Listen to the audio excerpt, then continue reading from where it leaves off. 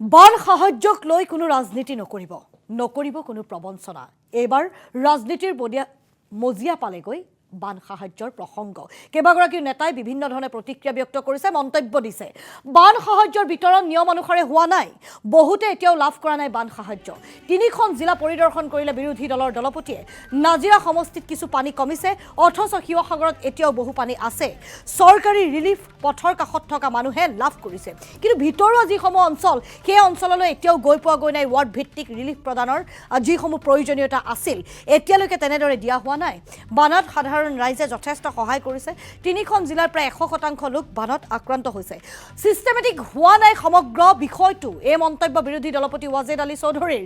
একাংশ ৰাস্তাৰ কাষত থকা যিসকল বন্যাৰ্ত, ৰাস্তাৰ কাষত আশ্ৰয় গ্ৰহণ কৰি থকা বন্যাৰ্তই লাভ কৰিছে কেৱল ফ্লাড ৰিলিফ, কিন্তু ভিতৰুৱা অঞ্চলত এতিয়াও এডিঙি পানীত ককবকাই থকা লোকে লাভ কৰা নাই এপেকেট বিস্কুট, এপেকেট ব্ৰেড, এডাল মমবাতিও। এই মন্তব্য কৰিছে বিৰোধী দলপতি ৱাজেদ আলী চৌধুৰীয়ে। প্ৰকৃততে বান সাহায্যৰ বাবে অহা ধন কাৰ পকেটত সোমাইছে, কোনে মধ্যভোগীৰ ভূমিকা পালন কৰিছে, কোনে প্ৰবঞ্চনাৰে সেই ধনেৰে পৰিয়ালৰ সৈতে এসাঁজ মাছে মঙহে শান্তিৰে খাইছেগৈ, এনেধৰণৰ বিভিন্ন প্ৰশ্ন এতিয়া অৱতাৰণা হৈছে। কাৰণ এতিয়াও গৈ পোৱা নাই বিভিন্ন প্ৰান্তত বান সাহায্য, য'ত বান সাহায্যৰ অতিকৈ প্ৰয়োজনীয়তা আছিল, সেই স্থানসমূহৰ লোকে এতিয়া লাভ কৰা নাই বান সাহায্য। কেনেবাকৈ চৰকাৰে দিয়া সেই বান সাহায্যৰ ধন কাৰোবাৰ পকেটত সোমাইছে নেকি, এনেধৰণৰ কিছু প্ৰশ্ন এতিয়া উত্থাপন হৈছে। আমি জনাইছোঁ যে বিৰোধী দলপতি ৱাজেদ আলী চৌধুৰীয়ে কিছু মন্তব্য কৰিছে। চিষ্টেমেটিক হোৱা নাই সমগ্ৰ প্ৰক্ৰিয়াটো, এই মন্তব্য ৱাজেদ আলী চৌধুৰীৰ। শুনো আহক। উজনি অসমৰ বান পৰিস্থিতি চাবৰ কাৰণে 3টা গ্ৰুপ বনাই দিছিলোঁ।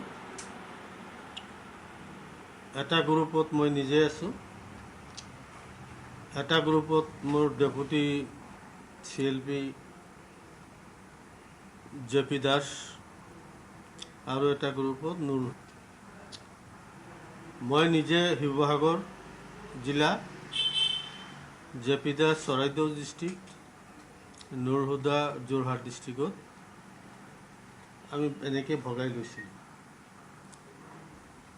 তো মই শিৱসাগৰ জিলাৰ 3টা সমষ্টিতেই অলপকৈ গ'লোঁ।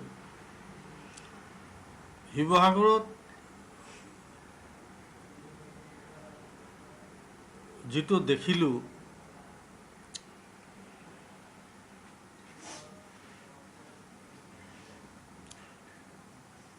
নাজিৰা সমষ্টিত পানী কমিছে, কিন্তু শিৱসাগৰত অলপ কমিছে,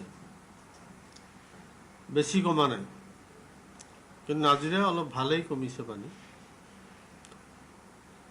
তাত যিটো খবৰ ল'লোঁ, ৰাইজকো লগ পালোঁ, বানপীড়িত অঞ্চলৰ মানুহখিনিকো লগ পালোঁ। চৰকাৰৰ ফালৰ পৰা যিটো ৰিলিফৰ ব্যৱস্থা কৰা হৈছে, এই ৰিলিফখিনি অকল ৰাস্তাৰ থকা মানুহখিনিয়ে পাইছে, ভিতৰুৱা অঞ্চলৰ মানুহখিনি কিন্তু তেওঁলোকে এই চৰকাৰী ৰিলিফটো পোৱা নাই। অসমৰ বিভিন্ন